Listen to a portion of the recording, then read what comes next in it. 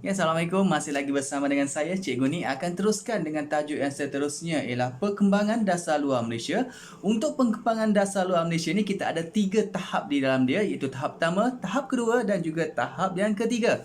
Jadi kita akan lihat siapakah yang terlibat dalam tahap pertama, tahap kedua dan juga tahap yang ketiga. Bagi tahap pertama, individu yang terlibat dalam perkembangan dasar luar Malaysia tahap pertama ialah Tunku Abdul Rahman dari tahun 1957 sehinggalah 1970, dan seterusnya bagi tahap kedua diteruskan lagi oleh Tun Abdul Razak dari tahun 1972 hinggalah 1976, dan dalam tahap kedua ni ada dua individu. Individu yang kedua ialah Tun Usain Ong dari tahun 1976 sehinggalah 1981. Manakala tahap ketiga diteruskan pula oleh Datuk Seri Dr. Mahathir Mohamad dari tahun 1981 sehinggalah 2003. Itulah dia 3 orang individu ataupun 3 tahap yang ada melibatkan 4 individu dalam perkembangan dasar luar Malaysia. Saya ulang kembali, 3 tahap tetapi ada 4 individu yang memainkan peranan penting dalam perkembangan dasar luar Malaysia. Untuk seterusnya, penerangan seterusnya kita akan terangkan bagi tahap pertama, tahap kedua dan juga tahap ketiga. Pastikan anda mendengar mengikut turutannya kerana di situlah akan adanya kronologi penceritaan dia. Jangan lupa ikut turutan tahap 1, tahap 2 dan juga tahap ketiga.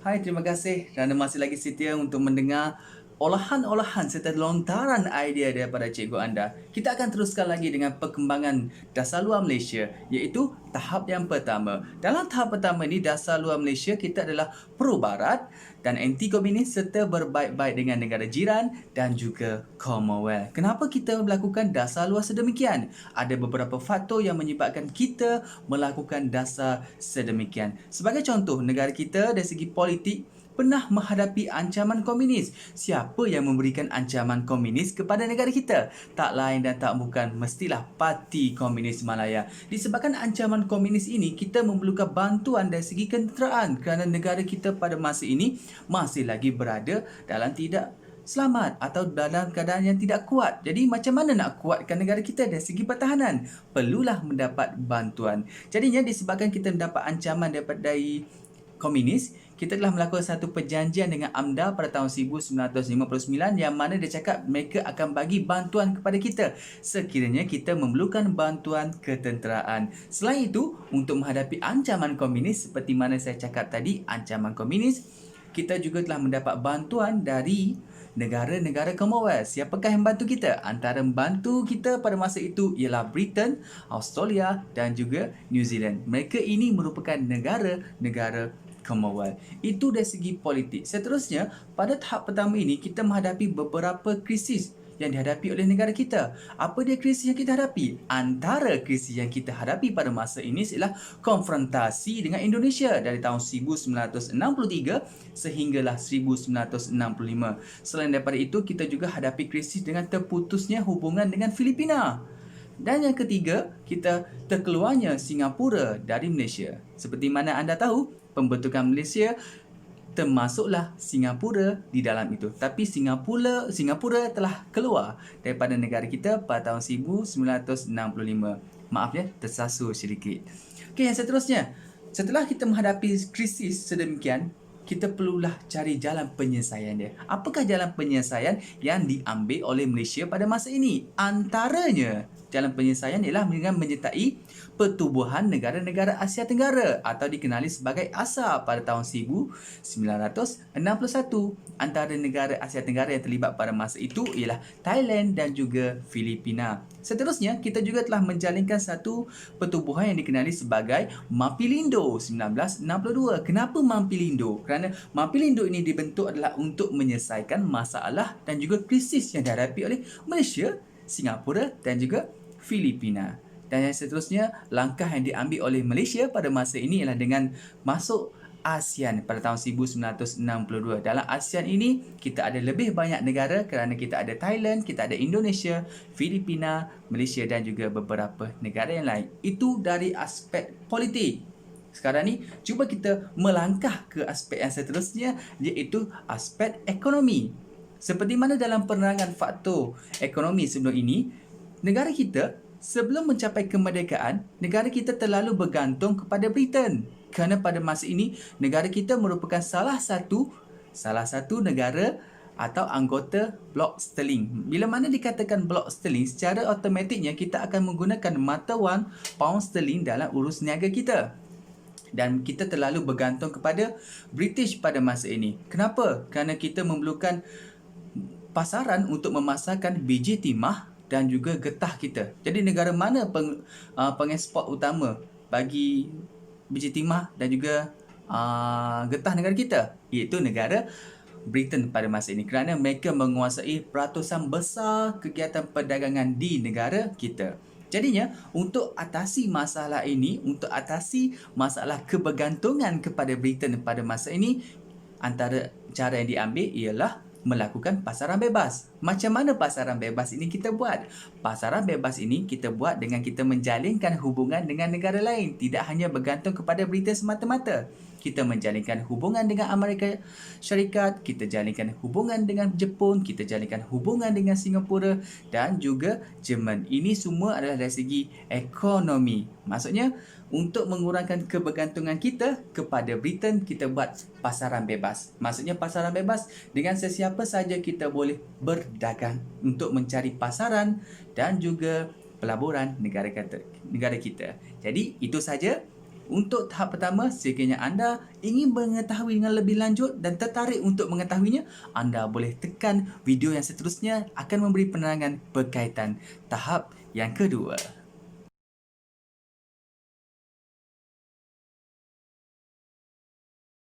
Hai, masih lagi bersama dengan Cikgu. Kita akan teruskan dengan perkembangan dasar luar Malaysia, iaitu tahap yang kedua.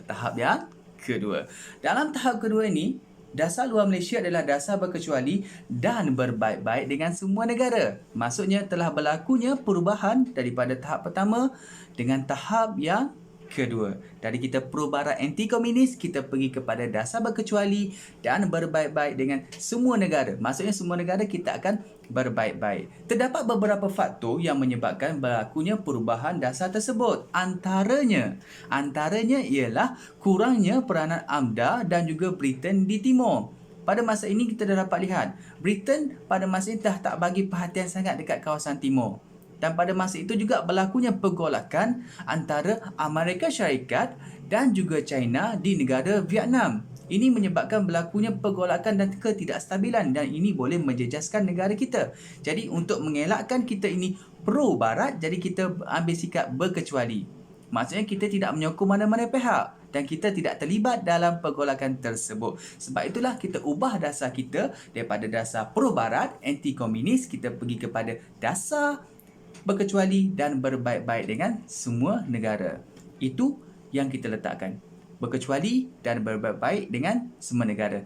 Tapi macam mana cara dia untuk kita capai atau realisasikan dasar kita yang kedua? Macam mana? Caranya adalah antara usaha yang kita buat dengan mengisytiharkan konsep zon aman, bebas dan berkecuali dengan negara ASEAN atau dikenali sebagai ZOFAN. Kita buat yang kawasan di Asia Tenggara ni mestilah zon aman, bebas dan berkecuali. Maksudnya kita tidak boleh ada apa-apa kegiatan yang boleh mengganggu gugat kegiatan politik dunia. Contohnya senjata nuklear tidak boleh ada di mana-mana negara Asia Tenggara. Seterusnya, negara kita juga pada masa ini mula menjalinkan hubungan dengan negara yang ada fahaman komunis. Kalau sebelum ini kita anti-komunis, bila mana kita anti-komunis, kita tidak jalinkan apa-apa hubungan dengan negara komunis. Tapi pada masa ini, untuk tahap kedua, kita mula menjalinkan hubungan kita dengan negara komunis. Antara negara komunis yang kita jalinkan hubungannya siapa? Iaitu China, Vietnam Utara, Jerman Timur dan juga Korea Utara serta Mongolia. Itulah antara negara-negara komunis yang berfahaman komunis pada masa itu kita jalinkan hubungan dia. Yang seterusnya, kita juga mengadakan hubungan diplomatik dengan Vietnam pada tahun 1976. Kenapa? Untuk atasi masalah pelarian Vietnam di Malaysia. Disebabkan pergolakan yang berlaku di Vietnam disebabkan oleh Amerika Syarikat dan juga negara China, ini menyebabkan berlakunya pelarian penduduk Vietnam ke negara-negara jiran, dan negara kita tidak terlepas daripada pelarian tersebut. Jadinya untuk mengatasi masalah pelarian yang ada di negara kita buat hubungan diplomatik dengan negara Vietnam, dan bila mana kita dah buat hubungan diplomatik dengan Vietnam, kita dapat apa? Dapat selesaikan masalah pelarian Vietnam di negara kita. Jadi itu dia untuk tahap yang kedua, iaitu berkecuali dan berbaik-baik dengan semua negara. Jadi itu saja. Maaf kalau ada yang tersasar, dan saya harap anda semua dapat faham betul-betul apa yang disampaikan. Untuk tahap ketiga, jangan lupa tekan tahap ketiga. Jangan tekan tahap pertama, tahap ketiga. Sehingga kita jumpa lagi.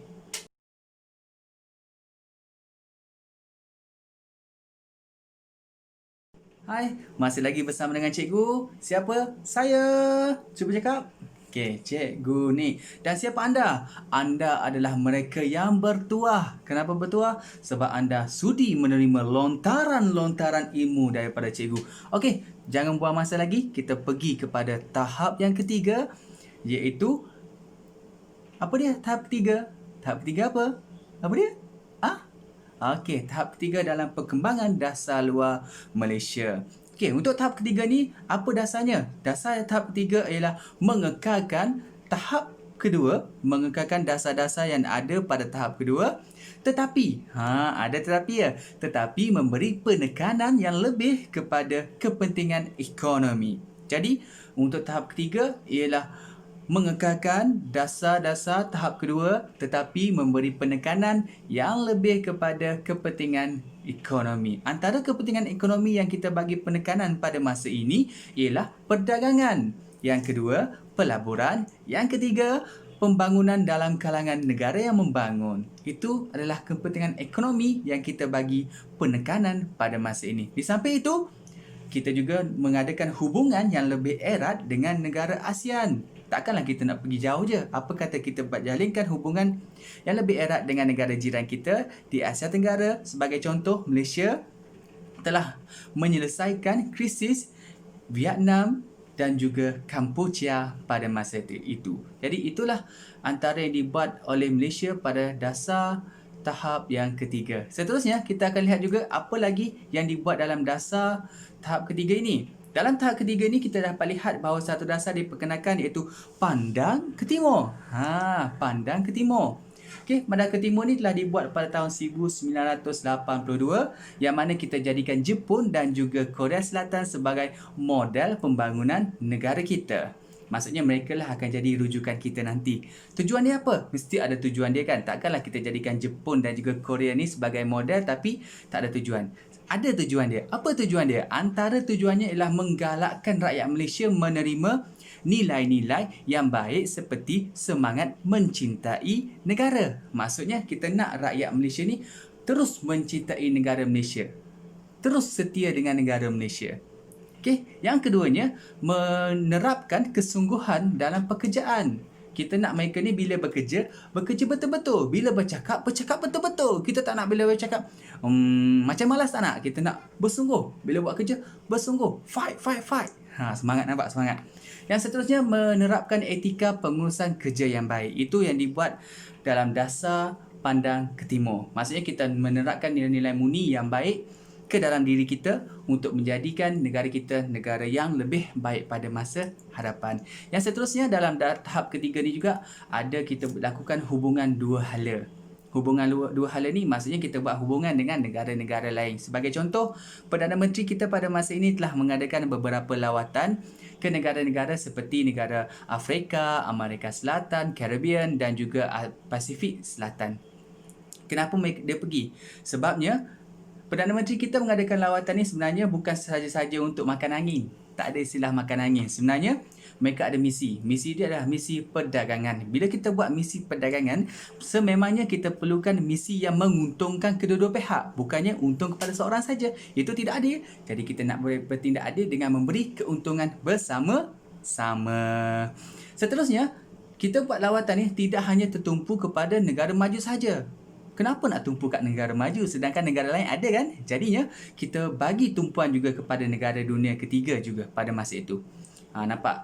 Perdana Menteri kita pada masa ini memang bijak dalam merancang macam mana kita nak janakan pendapatan negara kita, membangunkan negara kita, menaikkan nama negara kita.